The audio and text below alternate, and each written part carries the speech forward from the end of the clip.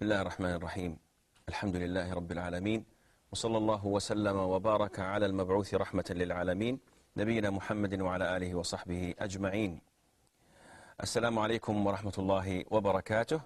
We're still studying the book of Bulugh al-Maram in lessons in Fiqh. Last time we stopped at hadith 66, I think, and today's hadith is number 67. So who's the brother that's going to read? Brother Samir. Bismillah ar-Rahman ar-Rahim. Narrated by Ali ibn Abu Talib, radiallahu anhu, the Prophet sallallahu alaihi wasallam had appointed 3 days and nights as the period when a traveler may do it, and 1 day and 1 night as the period for one who is not traveling. That is the wiping over the shoes. Okay. So again, we come back to the subject. 3 days and 3 nights for those who are traveling. And those who are residing, like us, in a city where you live, you may wipe on your shoes or your socks for 1 day and 1 night. This means 24 hours. But don't get the idea that after 24 hours, your wudu is void. And this is a misconception that a lot of us have. What the Prophet permits us to do, sallallahu alaihi wasallam, is to wipe over the shoes from this period to that, which is 24 hours. Now, let me give you a scenario where this 24 hours is extended. Let's imagine that you wake up in the morning, you perform wudu, you go and pray Fajr, and you're still preserving your wudu. You didn't pass any wind, you didn't urinate. You put on your shoes or your socks. You go to work, you pray Dhuhr, you did not nullify your wudu. You pray Asr, you pray Maghrib, and you pray Isha. Your septic tank is very big. But it's hypothetical, it happens. Some of us don't go to the toilet except once every 18 hours. It happens. And once it happens, remember that I wore my shoes, Fajr prayer. I prayed 5 times.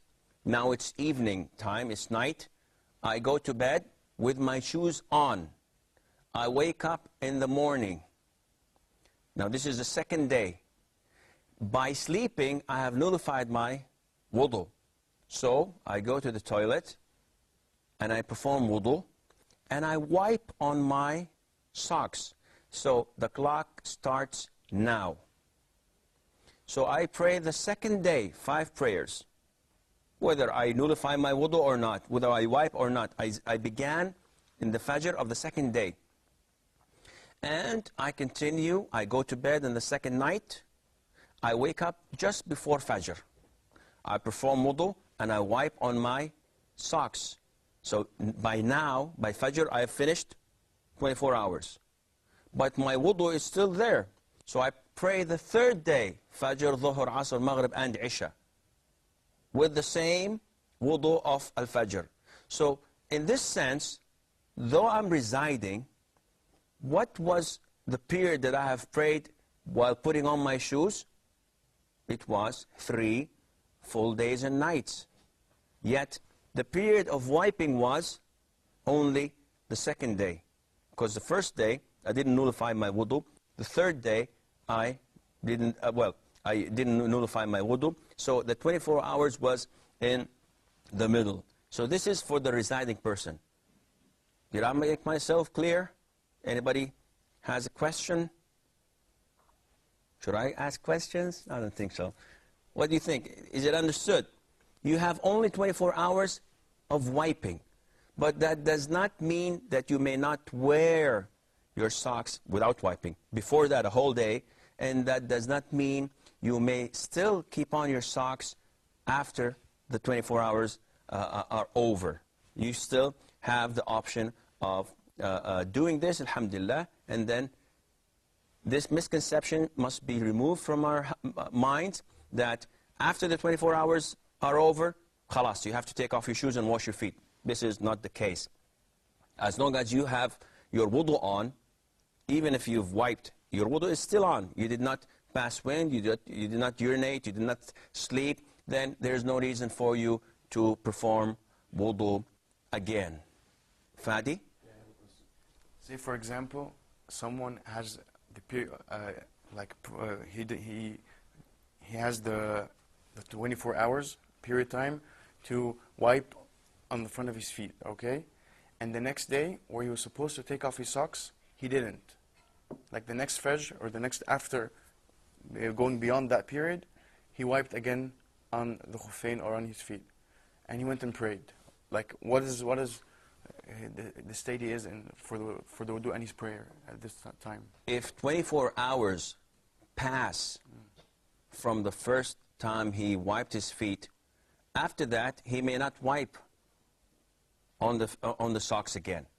He's not allowed to. If he does, his wudu would not be accepted. It would be void, because it's obligatory. Once the 24 hours are over and he nullified his wudu, it's obligatory for him to take off the socks and wash his feet, and then he may wear the socks again, and another day and night are renewable automatically.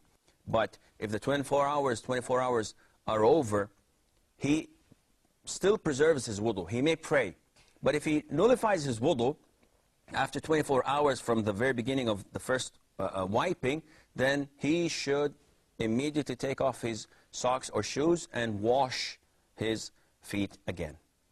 Now, I may ask a question. Maybe Mustafa would like to answer this question. Give it some thought. Now, assume that you have performed wudu for Fajr prayer, and you wore your socks. Dhuhr prayer, you nullified your wudu, so you're performing an ablution, and then you wiped on your socks, and you went into the mosque. It's still not Dhuhr time. You wiped on the socks. And just before the iqamah, the call for prayer, you felt hot and you took off your socks. Should you go out and perform wudu again? Or can you pray and continue to pray? What do you think? If you wiped over it, Yes. and you took it off, then you must go and make ablution again. Okay, this is a misconception that a lot of us have. See, once you take off your socks, you did not commit something that nullifies your wudu. Now, you may not wipe on the socks again if you put them on again. This is a different story. But it's like exactly if you perform wudu, you wipe over your head, your hair, if you have hair, and then you go to the barber and you shave your head clean. So, must I perform wudu again?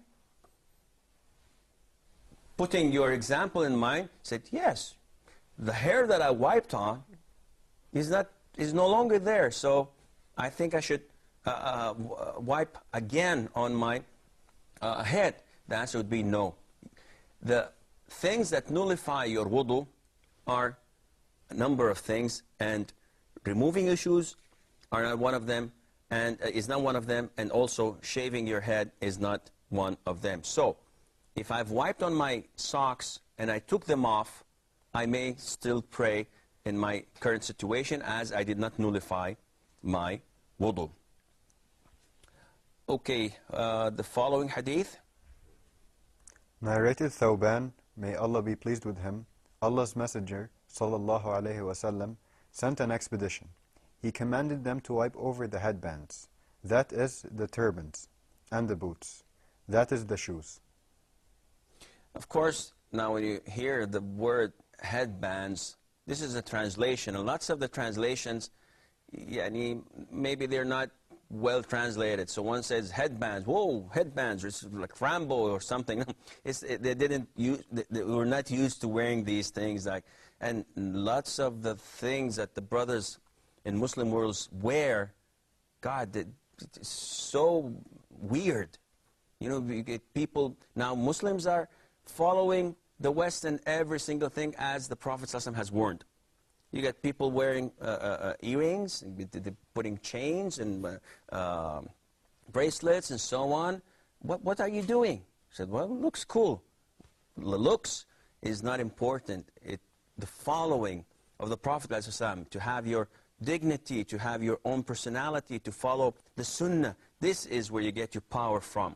So headbands, meaning turbans, this is what they used to wear. And the Prophet ﷺ, before sending expeditions, he used to give them advice. They didn't have any mobiles, so if they were encountered with a problem, they wouldn't have the chance to wire the Prophet ﷺ. They would have to wait a whole month and come back and say, well, we faced this and that and we didn't know what to do. So the Prophet ﷺ gives them a warning, gives them advice. It's exactly like when people came to the Prophet, and this is very informative. And this is what we should always do. Try to add an extra edge of information. The Prophet ﷺ, once a group of companions came to him and they told him that we travel by sea. And quite frequently, we are carrying with us a small portion of water, drinking water, because we don't have enough space on our boats. And after a week or so, we have a problem. We are in a dilemma.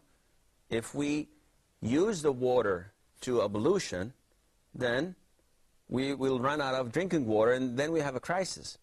And if we don't, if we go and try to perform ablution using seawater, it's salty, it doesn't taste good. So is it water? They're asking, they're trying to gain knowledge. So the Prophet says, as-salam, yes, the water of the sea is pure. And also the dead fish of the water, of the sea. So he added this extra information because they didn't ask him.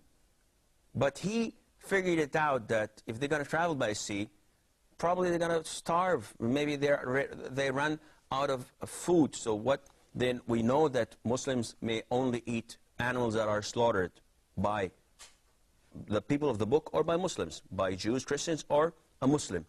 Other than that, any other meat is not permissible for us to eat. So I'm traveling on the sea, and I get this whale floating on the sea, or I get this fish. So how do I slaughter it? So the Prophet is telling them, sallallahu alaihi wasallam, an extra piece of information that they did not think of, but probably they would think of later on. And again, here, this is an expedition. The Prophet is sending them away. So he's telling them that it is easier for you to do this. What? To rub on the turbans, to wipe over the turbans, and whatever they wear on their feet. We've gone through the turbans, and we mentioned that. Now let's go to the things that we wear on our feet. We asked a question, and we said that, do we wipe on anything that we wear on our feet? The answer was, yes, providing it covers the whole foot to the ankles. Slippers do not count. Why? Because you can see the toes, you can see the heel, you can see part of the foot. Okay, shoes, yes, you can wipe over your shoes. One would say, okay, can I pray wearing shoes? Is it okay to pray wearing my boots? What do you think, Samir? Well, as long as it covers the whole of the foot, yeah. There's no problem. What do you think, Mustafa? As long as it covers the foot and it doesn't have impurity on it. Okay. But why did you say, as long as it covers the foot? Can I pray in my slippers, Fadi? Yes, I can pray in my slippers, but I cannot wipe on top of them. Okay, that's the answer. Okay, what else? Do you have an addition? Yeah, of course, I can pray with my shoes, and if I've wiped on them, as long as I've entered my feet in those shoes while they were pure. Excellent. So if I wear my shoes as soon as I get off bed without breaking, then without performing wudu, then I cannot wipe on the shoes. My cameraman says we have to stop, so stay with us tuned, inshallah, and we will continue after the break. Assalamu alaikum wa rahmatullah. Before the break, we're talking about the difference between praying wearing shoes, slippers, and so on, and wiping over them. We may pray wearing our shoes, socks, slippers, whatever. And nowadays, a lot of people think that this is not proper. It's not Islamic. Well, actually, it is Islamic. The Prophet ﷺ said, pray in your shoes, pray in your sandals, pray in your slippers, because the Jews do not pray wearing their slippers, sandals, or shoes. So this is part of having your identity, part of having your own way of living, to differentiate Muslims from those who are non-Muslims. So it's whatever is convenient for you, do it.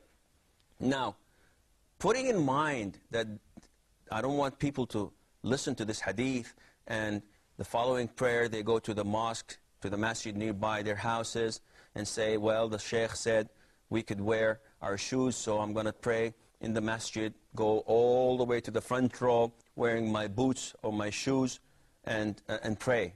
This is unacceptable. Not because it's not Islamic, because mosques nowadays have these carpets and rugs, and your shoes are not that clean. The Prophet tells us whoever wants to go into the masjid, he should look into his sandals or slippers to see if they are clean or not. If they're not, he should not pray in them. He should clean them and move the filth or dirt that is attached to it. But if you are in in a journey, or if you're traveling, or if you're going outdoors and you want to pray with your friends and brothers, and it's not a masjid, you're in outdoors, in the park or whatever, you don't have to take off your shoes. The sunnah for you is to pray with your shoes on, with your slippers on. This is the sunnah. Now, if you don't feel comfortable with that, it's another issue.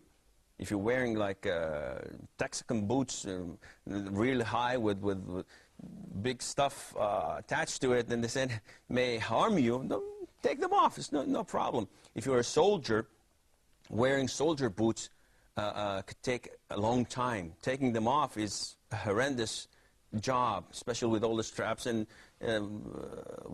tying them up and so on. So you may pray wearing your boots, providing you do not provoke the Muslims.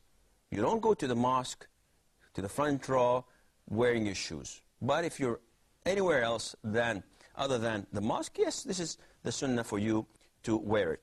We come back to the subject of wiping over the socks and the shoes. Scholars have different opinions because they have set certain conditions where Muslims should only wipe over the shoes or socks that follow the criteria they have set. Such as, 1, they say that the shoe or socks should cover the whole foot from toes to the ankle. They said that it should not be see-through and it should not have holes in it. And they say it should hold by itself. And what does that mean? Meaning that if you wrap it, like you put on the bandages, it does not hold by itself. It's going to fall. So they say that this is unacceptable. It should stay firm and fit by itself. Now, other scholars did not like what the previous scholars said. And they say that, well, we cannot say that this is authentic or correct because we don't have any evidence. Now, what's wrong with a socks being see-through? White socks. What's wrong with that? The majority say, no, this is unacceptable. Why is that? They say, because I can see the skin. Okay, so what's wrong with seeing the color of the skin? There's nothing wrong with that. Other scholars say, okay, what's wrong with praying with socks that have a small hole in it? Said, whoa, if you can see the skin, if you can see the flesh, this is unacceptable. You may not wipe on that. Why is that? They say because the socks should cover the whole foot. And the authentic verdict, the most correct verdict, is the choice of Ibn Taymiyyah, may Allah have mercy on his soul, Shaykh al-Islam. He said, imagine the companions of the Prophet ﷺ. None of them had enough money to buy a full-fledged socks that fits by itself and has no holes in it. They were all poor. They didn't have money. And on the contrary, in one of the battles of the companions, the battle used to be called Dhatu al-Riqa', yani the patches that they used to put on their socks, because they used to walk, and after 6 or 7 hours of walking, you start having holes in your socks or shoes. So they used to put patches, and they used to wrap bandages over it so that they could be able to walk. So do you mean to tell me that if I'm in such a situation, if my socks has a small hole in it, I'm not allowed to do this? The answer would be no, you are allowed to do it. A small hole does not count.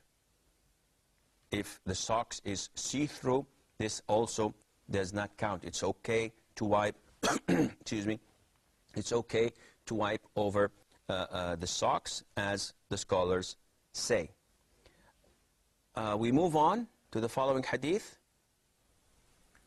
Narrated by Omar radiallahu anhu without a full chain of narrators, and Anas with a full chain of narrators. When any of you performs ablution and puts his shoes on, he may wipe over them, offer prayer while wearing them, and not take off them if he wishes, except for sexual impurity. Again, this reiterates the previous hadiths we've gone through. Once you put on your shoes, once you put on your socks, while you are in the state of purity, you don't have to take them off. You can wipe over them, with the exception with janaba, sexual impurity. Okay? The following hadith, please.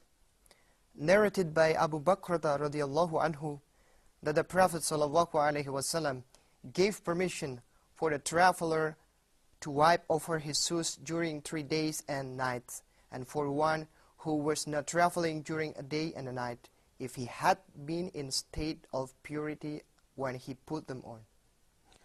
Again, this hadith reiterates what we have studied previously. One point is, I'd like to mention that the narrator of this hadith is Abu Bakr, and he's a different person than Abu Bakr. Abu Bakr is the companion of the Prophet ﷺ. He's one of the 10 people that the Prophet ﷺ told them that they are in heaven, inshallah.